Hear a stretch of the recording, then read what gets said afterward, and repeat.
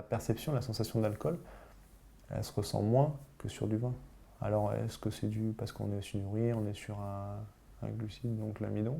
La chimie fait qu'on n'a pas de ces sensations d'enivrance, même en dégustant plusieurs fois le saké, ça reste très assimilable, très supportable. Alors que sur du vin, au bout d'un moment, on va avoir une certaine saturation. C'est pas que culturel. Non, c'est pas que culturel, c'est chimique. Par rapport au produit lui-même, c'est la matière première. La matière première fait que c'est à la fois intéressant parce que c'est deux styles différents, mais à des températures avec des sensations différentes, alors que sur le deuxième, on est quand même assez limité au niveau delta, au niveau amplitude thermique. La sensation en bouche et rétro-olfaction, ou au niveau des saveurs par rapport aux aliments, c'est là où ça va jouer beaucoup, alors que sur un vin, on va attendre autant sur l'aromatique, sur le nez, sur la phase olfactive, que sur la phase gustative.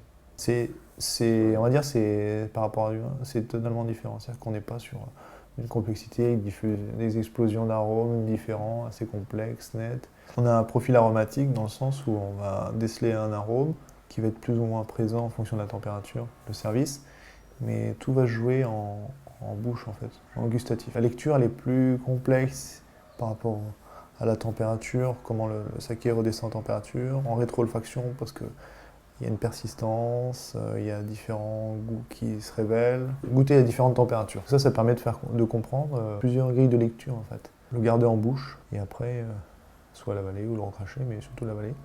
Et là on voit vraiment le déroulé en fait de la sensation, de la perception, va jouer beaucoup sur la rétro-olfaction. Et on souffle pour faire remonter l'air en passant par le nez, et ce qui fait ce qu'on appelle la rétro-olfaction. Et là, on a vraiment une intensité au niveau des arômes, donc on va dire c'est un peu un accélérateur, un amplificateur, schématiquement.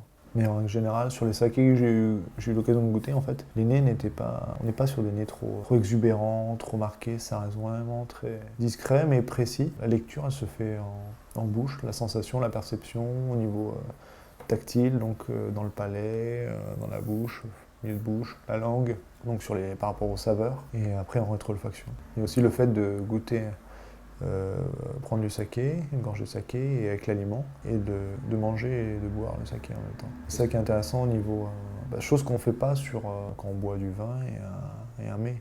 En fait. On va boire le vin, on va manger la nourriture et ainsi de suite, mais on ne mélange pas. Alors que là, si on le fait avec du saké, ce qui est intéressant, c'est que c'est la combinaison en fait, des deux, le mélange, va donner vraiment quelque chose. Le phénomène de troisième goût qui va se libérer ou qui va donner une perception, un contraste ou un décalage. Donc après, c'est assez particulier parce que bon, il faut tenter, il faut essayer avec. Soit on part sur un légume, sur un fromage, sur un morceau de chocolat, différents types d'aliments. Plutôt, on va dire, basiques dans le sens qui ne sont pas trop travaillés, ou alors après qui ont subi une cuisson ou un assaisonnement. Par exemple, un champignon cru avec un assaisonnement, sel et puis huile d'olive. Déguster avec un saké, c'est étonnant. Surtout avec les fromages, les accords sont assez étonnants. Après, sur certains légumes aussi. Mais après, c'est au cas par cas, en fait. Après, il faut essayer. Parce qu'il n'y a pas on va dire, un tableau qui va dire, voilà, alors, alors avec un vin blanc, il faut aller sur des poissons. Le saké, chaque saké est différent, ça fait bon comme les vins, mais il faut tester, il faut essayer. Et déjà, goûter le saké seul, voir qu'est-ce qu'on ressent, quel goût on arrive à déceler, et voir après sur tel élément, tel ingrédient. C'est surtout en fait une expérience. En fait. C'est pas le même registre de goût, de saveur, parce qu'au Japon, par exemple, si on part sur du sucré, les desserts n'existent pratiquement pas. Donc après, il y a la notion d'umami qui commence à venir un peu chez nous en Europe, qui a été décelée tardivement chez nous en Europe.